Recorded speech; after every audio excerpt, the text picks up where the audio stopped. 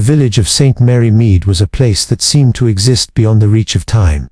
Its cobbled lanes wound lazily between rose-laden cottages, and the church spire, faintly leaning, watched over its inhabitants like an old, benevolent guardian. Life here had a rhythm. The toll of the church bell, the chatter at the grocer's, the postman's whistle, and the faint murmur of scandal drifting over teacups. And yet, beneath the lace curtains and geranium pots, human nature thrived in all its usual complexity. Jealousy, ambition, greed. They found their ways even here, like weeds growing in the vicar's flower beds. It was on one such serene June morning that Miss Jane Marple, spinster of independent means and unassuming wisdom, sat by her window, knitting something in a pale shade of lavender, and reflecting upon the curious state of human virtue. Her small parlour smelled faintly of lavender polish and pipe smoke, remnants of her late father's study, she often said, and from her seat she had a fine view of the vicarage garden just beyond her hedge. Men, she mused aloud, tightening a row of stitches, are far more transparent when they imagine themselves discreet. She had been watching the vicar's new curate, a nervous young man named Mr. Clement Ashby, pacing the vicarage lawn with none other than Mrs. Griselda Clement, the vicar's wife. A lively and somewhat irreverent woman, Griselda was the subject of half the village's admiration, and the other half's disapproval. The young curate, clearly smitten, was gesticulating rather earnestly while Griselda smiled in that teasing way of hers, as though enjoying both his discomfort and her own power over him. Miss Marple, of course, made no judgments, she merely observed. Moments later, the clock in her parlour chimed 11, and as if on cue, the familiar figure of Colonel Protheroe came marching up the vicarage path. His cane struck the gravel with military precision, and his expression, ruddy and stern, could have curdled milk. "Ah," Miss Marple murmured, "and there enters the tempest." Colonel Protheroe was churchwarden, magistrate, and tyrant of St. Mary Mead. In roughly that order of importance, at least to himself, it was common knowledge that his presence rarely heralded anything pleasant. Within moments, his voice rose, booming even through Miss Marple's window. She caught fragments of it. Accounts, irregularities, wasteful expenditure, and, from the sound of it, the vicar's gentle attempts at placation. Miss Marple's blue eyes twinkled. "Dear me, I foresee a rather lively committee meeting this afternoon." The vicarage and its inhabitants. The vicarage itself was an old stone house, genteel but slightly shabby, the kind of place that always seemed to smell faintly of old hymnals and tea leaves. The Reverend Leonard Clement, vicar of St. Mary Mead, was a kindly man in his early 40s, inclined toward good nature and mild exasperation. His wife Griselda was 15 years his junior, lively, fashionable, and quite unconcerned with propriety. They made, in the eyes of the village, a mismatched but endearing pair. The vicar often said that his wife was a bright sunbeam in a rather musty clerical world. The village, on the other hand, whispered that she was far too modern for her own good. As noon approached, the vicarage was abuzz with preparations for tea with Colonel Protheroe, who had come to complain, as he often did, about the church's finances and the disgraceful condition of the graveyard. Griselda was in the drawing-room, flicking through the lady magazine with the air of a woman determined not to be bored. "I do wish Lucius Protheroe would find a new hobby," she remarked, as her husband entered, a faintly harassed look on his face. "His constant indignation must be terribly tiring for him." "Griselda, my dear," said the vicar patiently, "is only doing his duty. The accounts for the church roof repair are overdue." "They're always overdue," she replied blithely. "That's the whole charm of village life. Nothing ever gets done on time, and everyone has someone else to blame." Mr. Clement smiled warily. "I'm afraid the Colonel doesn't share your view of charm." "Then he shouldn't have retired here," said Griselda, smoothing her hair. "He'd be far happier in Aldershot, shouting at privates." At that moment, the maid Mary appeared at the door to announce Colonel Protheroe. He entered like a thundercloud, removing his hat with military stiffness. His eyes, small, sharp, and perpetually suspicious, scanned the room before settling on the vicar. "Good morning, Clement." "Mrs. Clement." Griselda rose, all polite sweetness. "Colonel, how very nice to see you. Tea?" "No thank you," he said curtly. "I shan't stay long." Of course, everyone in the room knew that was untrue. The shadow of the Colonel's complaints were endless. The accounts, the flower fund, the lateness of choir practice. Yet beneath his bluster, there was something different that day. His face, though ruddy, carried an undercurrent of strain, and he drummed his fingers impatiently on his cane. "Frankly, Clement," he declared, "I've tolerated enough inefficiency. The accounts must be settled before the vestry meets next week, and as for that dreadful sketching fellow, what's his name, Redding, I want him barred from the churchyard entirely. Sketching gravestones, indeed. It's unseemly." "Mr. Lawrence Redding," supplied the vicar mildly. "He's an artist colonel, and has done some very fine work for the FT." "He's a loafer," snapped Protheroe, "and a bad influence. I've seen the way he looks at Mrs. Protheroe. It's positively indecent." There was a faint pause. Even Griselda, who normally met the colonel's temper with cheerful indifference, raised her brows. "Surely," she said lightly, "there's nothing scandalous about an artist sketching a lady." "Not in the abstract, Mrs. Clement," said the colonel, rising, "but in practice.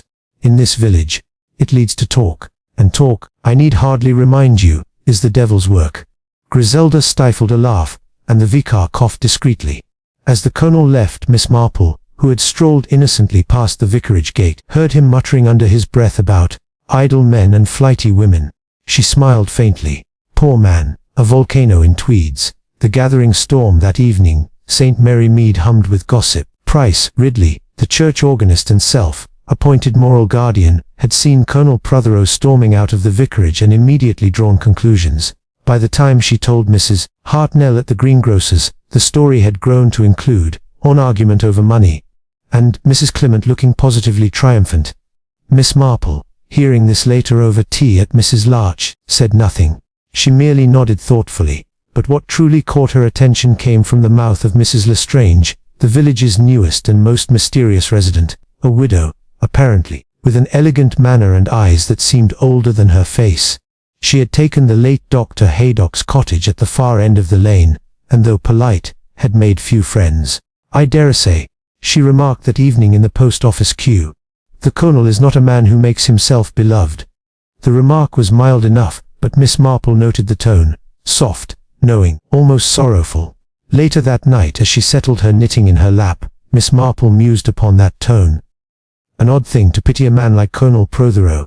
The fatal day 2 days later, the village was abuzz with preparations for the flower and produce show to be held in the vicarage garden. The weather was glorious, the sort of radiant English afternoon that seems designed to lull one into false security. Miss Marple was to judge the jam competition, much to the chagrin of Mrs. Price Ridley, who believed that Miss Marple was partial to Mrs. Larch's gooseberry conserve. By 3 o'clock, the garden was full of tables laden with dahlias, Victoria sponges, and slightly overcooked scones. Griselda flitted about in a summer frock of pale yellow, charming everyone, except, naturally, Colonel Protheroe, who stood near the refreshment tent looking like an overboard lobster. Lawrence Redding, the artist, was there as well, sketchbook in hand and eyes following Mrs. Anne Protheroe, the colonel's second wife. Anne was a striking woman, quiet, pale, with a manner that suggested sorrow as a constant companion. Her marriage to the colonel had been, in the village's view, inexplicable. She had once been governess to a local family before marrying him 2 years ago. Miss Marple, who had an eye for the unspoken, saw the quick glance exchanged between Anne and Redding. It was brief, but not the sort of glance exchanged by mere acquaintances. At that moment, Colonel Protheroe turned, his eyes narrowing. The air seemed to stiffen. The Last Supper at the vicarage, the following evening. The vicarage was quiet. The Reverend Clement had arranged to meet Colonel Protheroe at 6 o'clock regarding the church accounts. Griselda had gone to visit a friend in Much Benham, and the maid had been given leave until 7. Miss Marple, meanwhile, was in her garden, clipping lavender when she heard the clock strike 6. Through her head she saw the colonel stride toward the vicarage door, punctual as ever. Moments later, the door closed. Time passed, and the peace of the evening deepened. Somewhere, a thrush sang. Then, just before 7, a sound broke the stillness, sharp, unmistakable, a gunshot. Miss Marple froze, pruning shears in hand. A few moments later, she saw the vicar returning from a parish visit, his bicycle bumping along the path. He entered the vicarage and moments after, a cry, his voice, strained and horrified, carried across the hedge. Within minutes, half the village was on the vicarage lawn. Colonel Protheroe lay slumped across the vicar's desk, a bullet wound in his head, his hand resting upon the accounts ledger. The pistol lay on the floor beside him. The Reverend Clement, pale and shaken, murmured, "He's dead. Dead in my study. Miss Marple, calm amid the chaos, stepped quietly forward. Her eyes took in every detail. The open window, the scattered papers, the clock on the mantel stopped at exactly 60:20. She turned to the vicar. "You'd best send for Inspector Slack," she said softly, "and, I think, for Dr. Haydock." Then, after a moment's pause, she added, almost to herself, "I'm afraid St. Mary Mead has lost its peace once again. There are moments in village life when time seems to hold its breath, and that evening in St. Mary Mead, it did just that. The death of Colonel Protheroe, churchwarden and self-proclaimed pillar of moral order, had sent a ripple through every parlour and public house. Tea was poured with trembling hands, whispers ran from doorstep to doorstep, and even the postman was stopped for speculation. By 7:30, the vicarage was a tableau of tragedy, the small study now a scene of solemn order, the lamps lit low, and the faint smell of gunpowder still lingering beneath the scent of old books and beeswax. Miss Jane Marple, who had seen more of human frailty than most people would ever care to, stood quietly near the doorway, knitting in hand, her eyes sharp beneath their mild expression. She had already noted several details that others had missed. The gun, for instance, had been on the floor near the colonel's right hand, yet he was left-handed. The chair had been pushed slightly away from the desk, as though he had risen, or been startled, and the clock, stopped at 6:20, seemed rather too convenient, but she said nothing. Miss Marple rarely did, until she had the full measure of things. Inspector Slack arrives. Inspector Slack of the Melchester Police was not a man given to subtlety. He was efficient, brisk, and, in Miss Marple's opinion, rather too fond of his own competence. He arrived shortly after 8 o'clock, his boots still dusty from the road and his manner, that of a man about to lecture a room full of wayward schoolchildren. "Well, well," he said, glancing around, "so this is where our colonel met his end. Vicar, I understand you were the one who found him." The Reverend Clement, pale but composed, nodded. "Yes, Inspector. I had been visiting old Mrs. Protheroe, that is not the colonel's wife, but his cousin, and returned here just after 6. I found him like this." "Dead when you found him?" "Quite. I checked for a pulse, but," Slack grunted, "shot through the head, eh? Not much doubt about the cause then." Miss Marple's needles clicked softly. "Anyone else in the house?" "No one," said the vicar. "My wife was out, the maid had not yet returned." Slack turned. "And you, Miss Marple? You live next door, don't you?" "Yes," she replied mildly. "I was pruning my lavender when I heard the shot." "8 what time?" 10 minutes before 7, by my clock. Though I must admit, my clock tends to run 2 minutes fast." Slack jotted this down with a nod that implied he didn't believe her clock or her. "And you saw no one?" "No one leaving, Inspector, though I did hear a motorcar pass along the lane some minutes earlier." Slack made another note. "Right. Dr. Haydock will confirm time of death, but it sounds like we're looking at around 6:20. He glanced again at the stop clock on the mantelpiece. "Odd that you didn't stop it yourself, Vicar." "Certainly not," said Mr. Clement. "I found it so when I entered." Slack crouched, examining the pistol. "Revolver, 32 caliber. Belongs to anyone here?" The vicar shook his head. "No, though I believe Colonel Protheroe owned a similar one." "Right," Slack said, rising. "We'll check that. Likely he brought it himself. Might be suicide, you know." "Suicide?" cried the vicar, startled. "Impossible. The colonel was not a man given to despair." Miss Marple coughed delicately. "No, Inspector. Nor, I think, to remorse." Slack shot her a glance. "You don't think so, ma'am?" "I think," said Miss Marple, folding her hands over her knitting, "that Colonel Protheroe was far too fond of imposing justice upon others to ever imagine it might be required of himself." A village uneasy. By the following morning, St. Mary Mead had divided itself neatly into camps of opinion. At the grocer's, Mrs. Price Ridley declared that the vicar was most suspiciously calm for a man who's had a murder in his study. At the butcher's, Mrs. Hartnell swore she'd always said the colonel would come to a bad end. You can't go about frightening people over their rose bushes and expect Providence to stand by. And at the post office, Miss Weatherby insisted that poor Mrs. Protheroe had looked quite ghastly when she passed by that morning, though whether from grief or relief I couldn't say. Meanwhile, Miss Marple was doing what she did best, listening. She called at the vicarage that afternoon under the guise of bringing a small jar of raspberry preserve, "for your nerves, my dear," she told Griselda, but her keen eyes took in the state of the household. Griselda, to her credit, was neither nervous nor overwrought. She was, if anything, curious. "It's the most extraordinary thing," she said, offering Miss Marple tea. "Slack seems to think Leonard might have done it." "Your husband?" "Oh, yes, apparently because he's the one who found the body, and because he once said, entirely in jest, mind you, that anyone who shot Colonel Protheroe would be doing the world a service." Miss Marple's lips twitched faintly. "Ah dear, one must be careful what one says about the dead, particularly when they're murdered. The living do so love to take words at their worst." Griselda leaned back, sighing. "If you ask me, it's that dreadful Inspector Slack who needs shooting. He tramps about as though he owns the place, and he asked me, quite seriously, if I'd been keeping company with Mr. Redding." Miss Marple looked up. "Mr. Lawrence Redding, the artist? As if, though," she added mischievously, "who's rather handsome, isn't he?" Miss Marple smiled faintly. "Charm and guilt, my dear, often wear the same expression." A confession. The investigation took an unexpected turn that evening. Inspector Slack was just preparing to leave the vicarage when the front door burst open and Lawrence Redding himself strode in, pale and visibly agitated.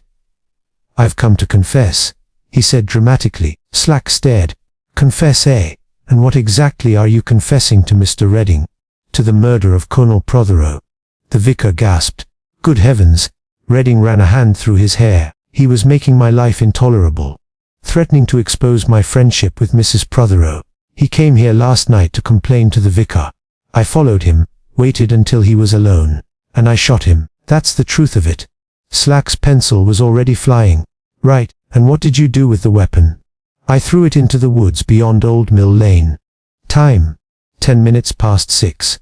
Miss Marple, who had quietly appeared at the door, regarded him keenly. "Mr. Redding," she said softly, "forgive me, but are you quite sure of the time?"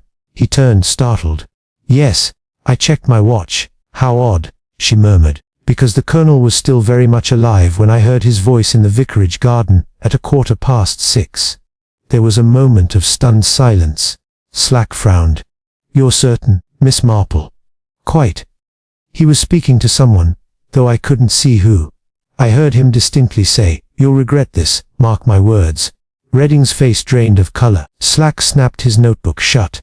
"Well, that's that, then. False confession. Trying to protect someone, are you, Mr. Redding? Mrs. Protheroe, perhaps?" Redding hesitated.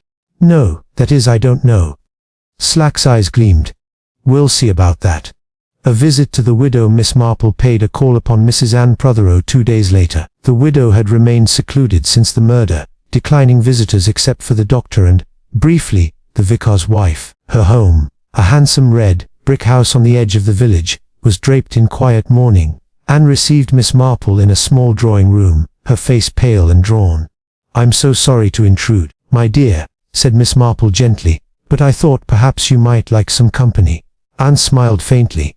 "That's very kind of you, Miss Marple. Everyone means well, but I find sympathy quite exhausting." "I dare say," said Miss Marple, settling herself. "Grief does so prefer silence, though, if I may say so, your grief seems to carry something more, relief, perhaps."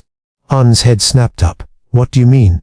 "Oh, nothing unkind, I assure you," said Miss Marple quickly. "Only that one sometimes feels both sorrow and release when a difficult chapter closes." Anne looked away. "You're very perceptive, Miss Marple. I've lived long enough to know that hearts are rarely tidy things." Miss Marple replied. "Tell me, did you see your husband that day?" "Yes.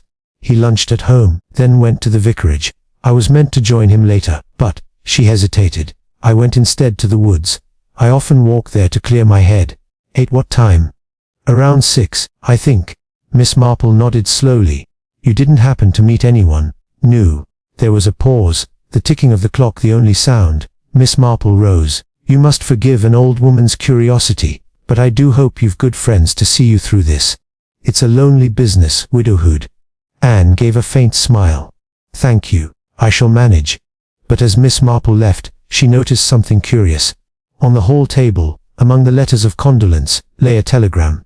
The postmark was dated the morning of the murder. The addressee read Mrs. Lestrange, St. Mary Mead. Miss Marple's eyes twinkled. "Now that is rather interesting." The artist's secret. That evening, Miss Marple invited the vicar and Griselda to tea. The conversation, as might be expected, turned quickly to the murder. I can't imagine how you stay so calm." Griselda said to Miss Marple. "If this had happened in my house, I'd be beside myself." "Oh my dear, one learns to stay calm," Miss Marple said serenely. "It's the only way to see clearly." The vicar sighed. "It's ghastly. Slack keeps hinting that someone in this house is responsible. He seems to believe everyone guilty until proved innocent," Griselda said tartly. "Not entirely foolish," murmured Miss Marple. "I find that nearly everyone, when pressed, conceals something. Even you, Miss Marple." She smiled. "Oh, I have my little secrets, but none that require a pistol." At that, Griselda laughed. As they rose to leave, the maid entered with a note. It was addressed to the vicar unsigned, and read simply, "If you value your peace of mind, tell the inspector to look into the telegram sent to Mrs. Lestrange the morning of the murder. It will explain everything." The vicar looked up, bewildered. "Good heavens, who could have written this?" Miss Marple, her expression unreadable, said quietly, "Someone who knows far more than they should, and fears discovery." A late night visitor that night. Miss Marple sat by her window, knitting set aside, the moonlight silvering her small parlor. The village lay hushed, save for the distant hoot of an owl. And then, a movement caught her eye, a shadow slipping along the lane toward the vicarage garden. She rose silently, drew her shawl about her, and peered closer. The figure moved quickly, furtively, and then she recognized him, Lawrence Redding. Moments later, he disappeared into the shrubbery near the vicarage wall. Miss Marple hesitated only a second before reaching for her coat. By the time she reached the vicarage garden, the young man was kneeling by the flowerbed near the study window digging. "Good evening, Mr. Redding," she said softly. He started violently, turning to face her. "Miss Marple, what are you doing here?" "I might ask you the same, dear boy. I was just looking for the pistol you claim to have thrown into the woods," she finished gently. His face went white. Miss Marple sighed. "You see, I thought that was an odd story, because there were traces of soil on the study carpet. The kind of soil one finds in this very garden." Redding stared at her, defeated. "You're right. I buried it. I panicked. I thought if they found it, they'd blame Anne. Because you love her." "Yes. But she didn't do it, Miss Marple. I swear she didn't." Miss Marple's expression softened. "I believe you. But love can make one blind, and it can make one foolish. You must tell Inspector Slack in the morning." He nodded miserably. Will you be there?"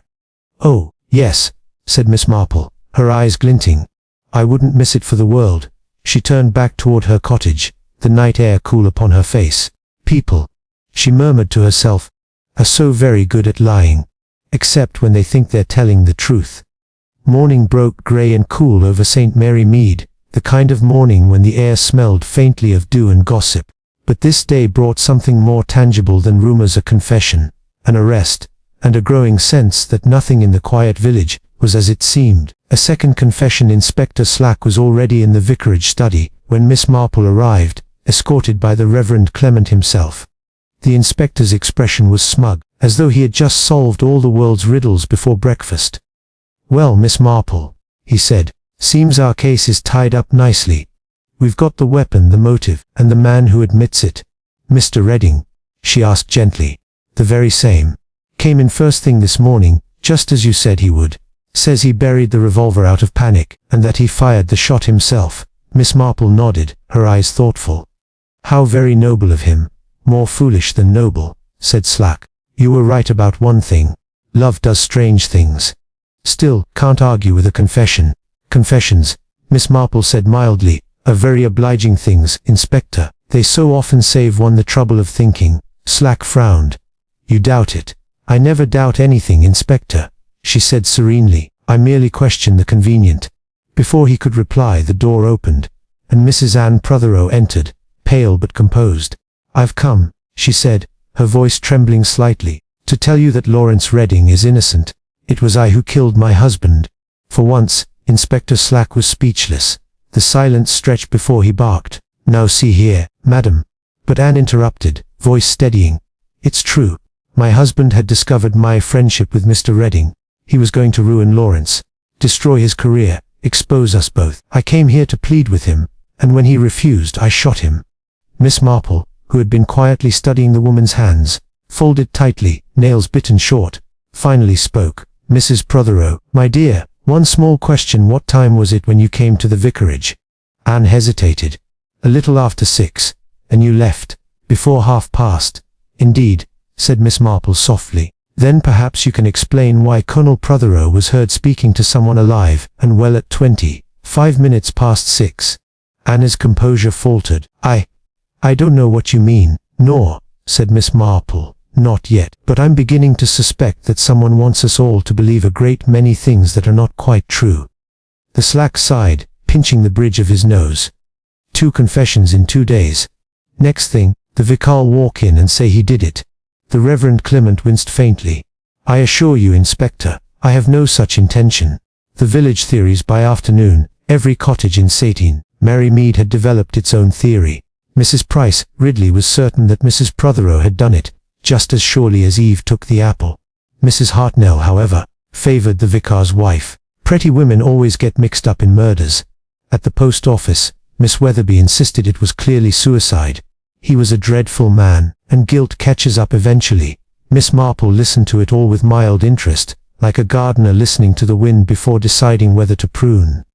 That evening, she invited Dr. Haydock, the village physician, for tea. He had examined the body, and was the only person in the village who treated her with unflinching respect. You're wondering what I make of it, he said, settling into his chair. I am, yes. Well, the bullet entered from the front, close range. Time of death, somewhere between 6:15 and 6:30, allowing for the shot Miss Marple heard. That fits. Does it indeed? She murmured. And tell me, doctor, did you notice anything unusual? He raised an eyebrow. Apart from a hole in the man's head. Quite apart from that. Well, he said slowly, there were traces of pencil marks on the desk, as if someone had written something, then torn off the sheet. Miss Marple nodded. And the paper? Gone, but you can see the indentation. A few letters perhaps, hard to tell. Letters, Miss Marple repeated softly. Yes, I thought it might come down to letters. The telegram, the following morning, the Reverend Clement, brought news. Inspector Slack had tracked down the telegram mentioned in the anonymous note. It had indeed been sent on the morning of the murder, by Mrs. Lestrange, to Mrs. Anne Protheroe. Its contents were brief. Urgent, we meet before 6. Oh, Miss Marple's eyes gleamed. How very curious. 2 women, both with reason to fear the Colonel, meeting in secret before his death. The vicar looked uneasy. You don't suppose Mrs. Lestrange had anything to do with it? Oh, my dear Mr. Clement, said Miss Marple kindly, I suppose everyone has something to do with it. The trick is finding out just what. That afternoon, Miss Marple decided upon a small social call. Tea with Mrs. Lestrange. Mrs. Lestrange lived alone in a small ivy-covered cottage at the edge of the village. She received Miss Marple with her usual grace, calm, elegant, and faintly distant. I do hope I'm not intruding, said Miss Marple. Not at all. You must forgive me. I'm afraid I haven't been very sociable lately. I dare say, said Miss Marple gently. It's been quite a trying time, and to think, that telegram of yours was sent only hours before the poor Colonel was killed. Mrs. Lestrange's teacup trembled slightly. Telegram? Yes, to Mrs. Protheroe. Inspector Slack found it most interesting. There was a long silence. Then Mrs. Lestrange sighed. I suppose I cannot keep silent any longer. Colonel Protheroe was my husband. Miss Marple looked at her with serene composure. Your husband? Yes, I married him many years ago, in India. We were later separated. He told everyone I had died abroad. I did not contest it. When I learned he was living here under his old name, remarried, I came only to settle things quietly. I asked Anne to meet me that day to explain the truth. Miss Marple nodded slowly. And did she meet you? She came, briefly, but she was terribly agitated and left before I could tell her everything. Then you didn't see the Colonel yourself? No. I intended to, but I lost my courage. Miss Marple regarded her kindly. You did right to tell me. Secrets, like illness, only grow worse when left unattended. Inspector Slack's blunder. By midweek, Slack had arrested both Lawrence Redding and Anne Protheroe, declaring that they had conspired to murder the Colonel together. The village was scandalized, and Miss Marple, privately, was unimpressed. They fit too neatly into the picture, she told Dr. Haydock. Life, in my experience, never arranges itself so tidily. Haydock chuckled. You think Slack's barking up the wrong tree? I think, she said, who's looking for apples in an orchard that hasn't yet borne fruit. That evening, she sat by her fire, reviewing the facts aloud. An old habit of hers. The Colonel was shot between 6:15 and 6:30. Both Reading and Anne claimed to have been at the vicarage around that time, yet he was heard alive at 6:25. The clock was stopped, deliberately, I think, to mislead. The gun was buried in the vicarage garden, which suggests someone wanted to implicate the vicar or his household. And then there's the telegram. A lure, perhaps, or a signal. No, she murmured, it's all too arranged, too clever. Someone, I fancy, is painting a picture for us. A picture that hides rather than reveals. Her cat purred on the hearthrug. Human nature, Miss Marple mused, is a dreadful painter. It never quite covers the truth. A missing note. The next day brought another surprise. The Reverend Clement received a letter from an anonymous sender, containing a single page, torn, faintly smudged, with words written in Colonel Protheroe's hand. If anything should happen to me, see that the truth about. The rest of the page was missing. Slack was triumphant. That's it. He'd discovered their affair and wrote this as a sort of will. Reading must have come in and shot him before he could finish. Miss Marple shook her head. Dear Inspector, you do leap so energetically to the nearest conclusion. But I wonder, who sent you that letter? Someone who found the page, of course. And why only half of it? Because the missing half would spoil the story, perhaps. Slack scowled. You've a suspicious mind, Miss Marple. Indeed. She said serenely, it's what keeps me young. A revelation in the church on Sunday. The church was fuller than it had been in years. The sermon was solemn, the hymns subdued, and the murmur of speculation whispered through the pews like wind through reeds. Miss Marple knelt in her usual place, but her eyes were half on the congregation. She saw Mrs. Lestrange in the back pew, veiled, her hands trembling. The vicar's wife fidgeted beside her husband, while Dr. Haydock sat stone, faced near the front. And then, a small thing, but striking, Miss Marple noticed a movement at the lectern after the service. The vicar's Bible, usually left open, had been closed, and something small, white, was tucked between the pages. She waited until the others had left before stepping forward. Forgive me, Linod, she said gently, but may I see that? The vicar looked puzzled but handed her the Bible. Inside was a folded note, written in an unfamiliar, blocky hand. The truth lies where the clock stopped. 6:20. Look beneath the desk. Miss Marple's eyes brightened. Inspector Slack mustn't hear of this yet, she said firmly. He'll trample it like a bull in a tulip bed. The secret beneath the desk. That evening, with the vicar's hesitant permission, Miss Marple examined the study once more. The desk, an old oak piece, bore faint scratch marks beneath the drawer. On her knees, she ran her fingers along the underside, and felt something taped there, a small envelope. Inside was the missing half of the torn note, and with it, a key. The note read, the truth about my will and my first marriage. Certain documents are locked in the church safe. Miss Marple's heart quickened. His first marriage, to Mrs. Lestrange. So he meant to expose it, perhaps Annal II. That would have ruined Anne, and her lover. She rose slowly. But why hide this under the desk, unless someone close, discovered it after his death and wished to divert suspicion elsewhere? Her gaze lifted toward the window. The very window overlooking the vicarage garden. Someone who had access. Someone who heard the shot, came in afterward, and tampered with the scene. Someone quite unsuspected. She smiled faintly, a glimmer of satisfaction in her eyes. The truth, she murmured, is beginning to bloom. And like all garden things, it thrives best when brought to light. The morning after Miss Marple's discovery dawned bright and brittle. A faint frost silvered the lawns, and smoke curled gently from the chimneys of St. Mary Mead. To anyone else, it seemed like any other peaceful English morning. But in Miss Marple's neat sitting room at the end of the high street, teacups rattled softly, as she laid out the pieces of a puzzle now, almost complete. The small envelope she had found beneath the vicar's desk lay open on the table before her. The missing half of Colonel Protheroe's note, the one that referred to his first marriage, and the key to the church safe, sat beside it. The evidence was delicate, almost gossamer in its fragility, but Miss Marple's eyes were bright with certainty. 6:20, she murmured to herself.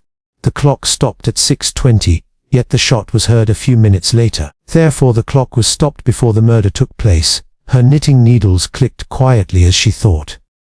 And who, I wonder, had reason to stop it? Someone who knew that the time of death must appear different from what it truly was. She rose, straightened her shawl, and rang for tea. It would be, she thought, A rather long day. A visit to the church. The church was still and cold when she arrived. Her footsteps echoed faintly on the flagstones as she made her way to the vestry. Reverend Clement, looking rather bewildered, unlocked the heavy oak door that led to the small iron safe embedded in the wall. "Are you quite certain about this, Miss Marple?" he asked nervously. "Quite," she said, turning the small brass key she had found beneath the desk. "If I'm wrong, you'll only have wasted 10 minutes of your morning. If I'm right, well, we shall see." The lock clicked open. Inside, wrapped in brown paper and string, lay a small stack of documents, and to Miss Marple's quiet satisfaction, a sealed envelope addressed to Mrs. Lestrange. "May I?" she asked. The vicar hesitated, then nodded. Miss Marple broke the seal and read silently. It was Colonel Protheroe's handwriting. "My dear Lydia, if you are reading this, then you have come at last to claim what was yours. I have long regretted the deception I practiced years ago. I mean to make a full confession to the authorities and to my wife, Anne, this very week. It is wrong that she live under false pretenses. I hope you will forgive me." Below that, in firmer, more recent ink, were the words, "I have arranged to meet you both at the vicarage this evening. Let us end this business with truth, not scandal." Miss Marple folded the letter and slipped it carefully into her bag. "So," she said softly, "the Colonel intended reconciliation, not cruelty. He meant to tell both women the truth. But someone could not afford for that truth to emerge." The vicar looked troubled. "You think someone killed him to prevent that?" "I think," Miss Marple said, "that someone killed him because truth, dear Leonard, is the one thing human nature fears most of all." A subtle trap. That afternoon, Miss Marple paid another visit to Inspector Slack. She found him in the study once again, leaning back in the vicar's chair with a self-satisfied air. "Well, Miss Marple, I hope you've come to congratulate me. We've the lovers behind bars, the weapon accounted for, and the time of death nailed down tight." "Have you indeed?" she said mildly. "Tell me, Inspector, how certain are you of that time?" 6:20, give or take a minute. That's when the clock stopped. "Eh?" said Miss Marple, smiling faintly. "But you see, clocks are dreadfully obliging things. They stop exactly when one wishes them to." Slack frowned. "Meaning what?" "Meaning," she said gently, "that the murderer stopped the clock deliberately, to create a false impression." "False?" "Indeed.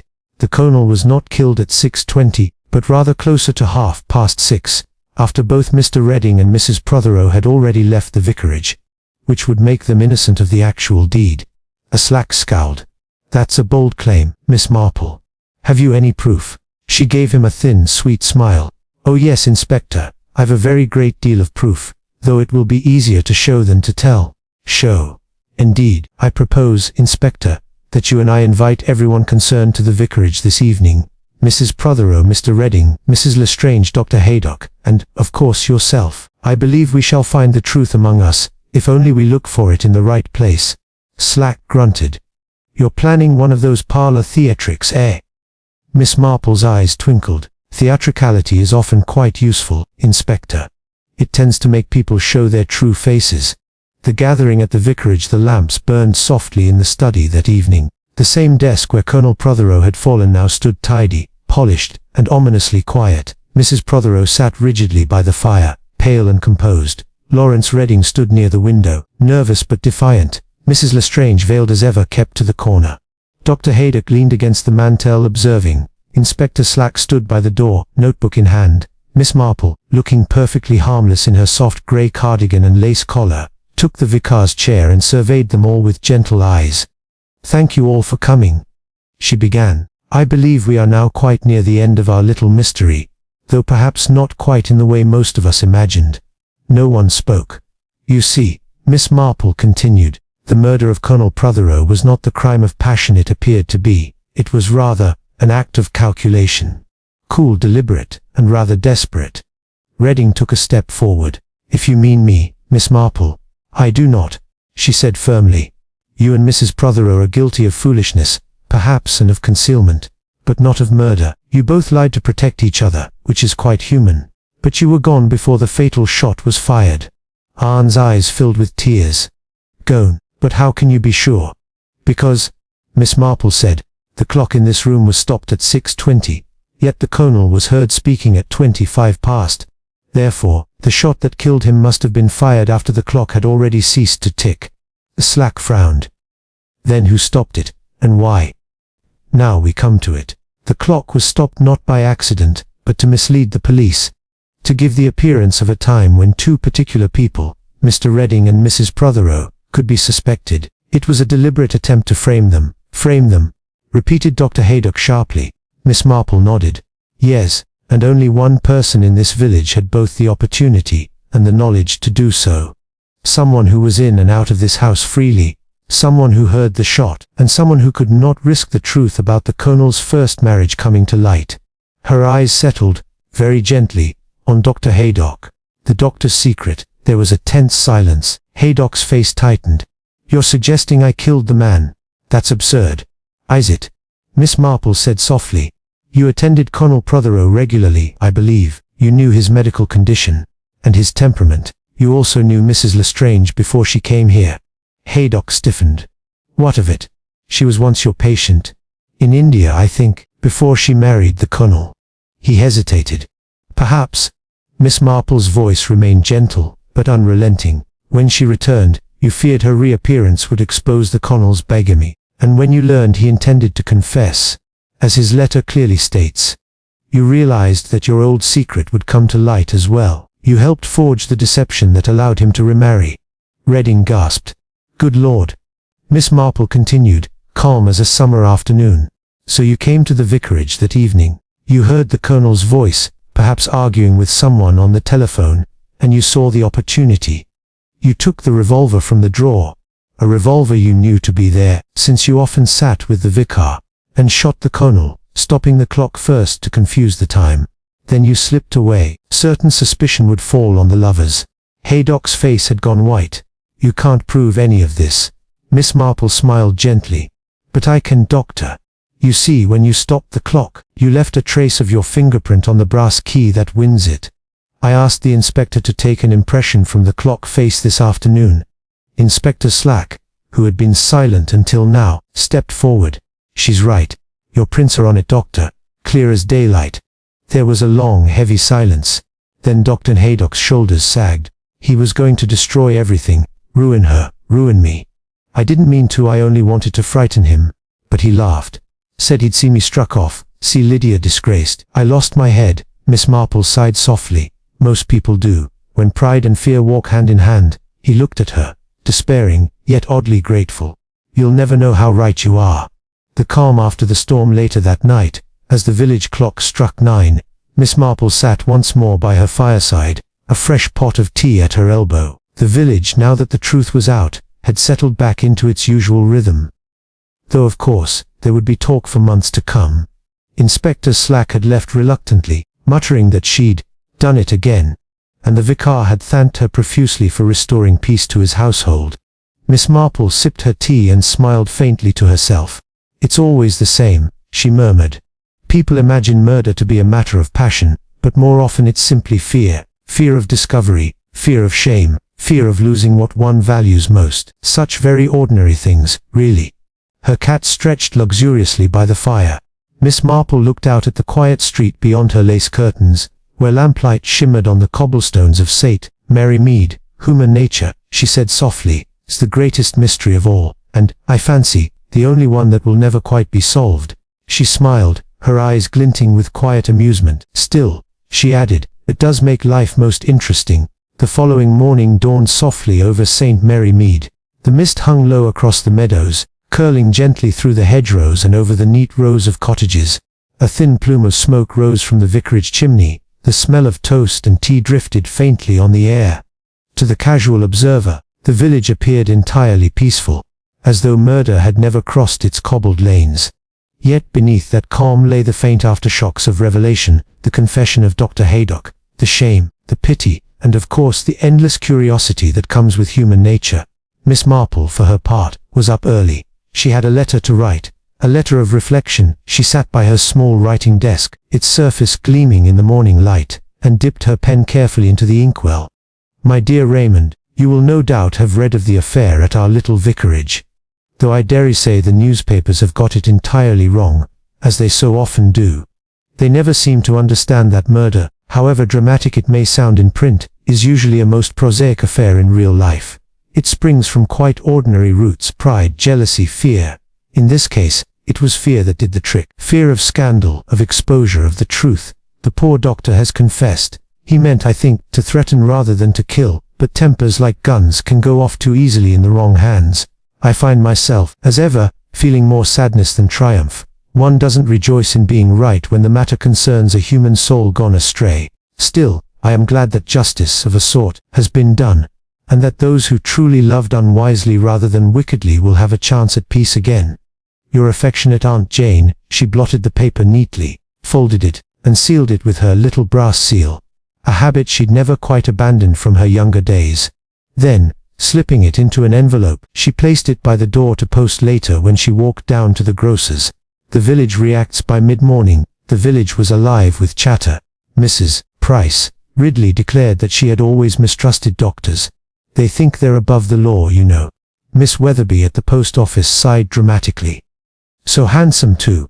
Such a pity. I did think he was fond of his roses. Mrs. Hartnell, more practical than most, remarked that it was just like one of those detective stories, though she privately thought Miss Marple's part in it all exaggerated. The Reverend Clement, meanwhile, was still struggling to reconcile the events within his own mind. When he stopped by Miss Marple's cottage later that day, he looked tired but grateful. "I cannot thank you enough," he said earnestly, "for all you've done. Lydia and I were terribly frightened by it all." "Of course you were," said Miss Marple kindly, pouring tea. "Murder has a most unsettling effect on the domestic nerves. I remember when young Mr. Denham poisoned his aunt over a game of whist. The entire parish had indigestion for weeks afterward." The vicar smiled weakly. "I suppose one can't prepare for such things." "One rarely can," she agreed. "But you might take comfort, my dear, in knowing that truth, once unearthed, tends to restore balance, even if it does leave a few bruises along the way." He nodded, looking thoughtful. "And the doctor, who will, I imagine, plead guilty. The judge may take pity, given his state of mind. Regret is a heavy sentence of its own, you know." "Yes," murmured the vicar. "And the others?" "Mr. Redding has gone up to London," said Miss Marple. "I fancy he'll find little comfort there. Mrs. Protheroe, poor soul, is staying with friends in Bath. A scandal fades quicker in a larger town." Mrs. Lestrange's farewell a few days later. Lestrange called on Miss Marple. She wore black still, though her veil was lifted now, showing a pale but peaceful face. "I wish to thank you," she said simply, "for the kindness you showed me, and for sparing me greater humiliation." "My dear," said Miss Marple, "truth is rarely kind, but concealment is crueler still. You did what you thought best." Lydia Lestrange smiled faintly. "I shall leave England for good this time, perhaps return to India. There's nothing for me here now." Miss Marple reached out and patted her hand gently. "You'll find peace, I hope. The past is a dreadful thing to carry when it's filled with secrets. Set it down, and travel light." Tears glistened briefly in the woman's eyes. "You are a very wise woman, Miss Marple." "Oh, not wise," she said modestly, "merely observant. The world teaches one, if one keeps one's eyes open." A visit from Inspector Slack that afternoon brought another visitor. Inspector Slack, hat in hand, looking awkward. "Miss Marple," he said gruffly, "I came to say, well, you were right, again." Miss Marple looked up from her knitting with a mild smile. "How very gratifying." "I'll admit I didn't see it," Slack said. "The doctor fooled me good and proper. Always the respectable ones, isn't it?" "Often," she said. "Respectability can be quite the best disguise. People look at a thief and expect trouble, but they rarely look twice at a doctor, a vicar, or a dear old spinster." Slack chuckled. "If only I'd half your instincts, Miss Marple." "Oh, you've got all the instincts you need, Inspector," she said kindly. "You simply haven't yet learned to trust them. It's like pruning roses. One must cut where it hurts, or nothing blossoms properly." He gave her a long look, half amusement, half respect. "You know, you'd make a fine detective yourself." She smiled, eyes twinkling. "My dear Inspector, I am one." Tea and reflection later that evening. The village was quiet once more. The lamps glowed in cottage windows, and from somewhere in the distance came the faint notes of a piano. Miss Marple sat by her fire, her teacup steaming gently. She was knitting again. A new shawl for her niece's baby. Though her thoughts were elsewhere. She thought of Anne Protheroe and Lawrence Redding. Foolish, passionate young people, saved by chance from the gallows. She thought of Lydia Lestrange, condemned by her husband's deceit to a lifetime of shadows, and she thought of Dr. Haydock, now sitting in a cold cell, haunted not by justice but by conscience. She sighed softly. Murder, she said to herself, is never truly clever. It always leaves a seam showing, like bad sewing. One can patch it and press it, but it never lies quite flat. Her cat stirred and leapt lightly onto her lap. There, my dear, she murmured, stroking it absently. All tidy again in St. Mary Mead. Until, of course, the next time human nature decides to misbehave. She smiled to herself, a faint, knowing smile. Epilogue. The sermon. The following Sunday, the church was full once more. The Reverend Clement stood at the pulpit, his voice calm and measured. Evil, he said, does not always wear a frightening face. It may come in the guise of fear or pride or even love, but when truth comes to light, as it always must, we are reminded that mercy too walks quietly among us. Miss Marple sat in her usual pew, head bowed, hands folded neatly. She was not listening. Exactly. She knew these lessons already, but she found comfort in the familiar rhythm of them. As the congregation filed out afterward, she paused by the churchyard gate, where the autumn sunlight dappled the stones. The vicar joined her, smiling faintly. You know, he said, I sometimes think God must send you to this village for a reason. Oh, I shouldn't think so, said Miss Marple, her eyes twinkling. I expect he simply knows I'm fond of puzzles. The vicar laughed softly. And of solving them. Miss Marple adjusted her hat. Someone must, dear Leonard. Otherwise we'd never get any peace. Final reflection. That evening, as twilight deepened over St. Mary Mead, Miss Marple sat once again by her little window. The garden outside was quiet, the last roses of summer heavy with dew. She thought of all that had passed, of love that turned to fear, of truth that had slept too long, and of how even the smallest clue, like a stopped clock or a hidden letter, could unravel a web of lies. Human nature, she murmured softly, is much the same in every age, fragile, foolish, but not beyond hope. The clock on her mantel chimed gently. Miss Marple smiled, lifted her teacup, and spoke to the empty room with gentle amusement. And that, I think, concludes our little mystery.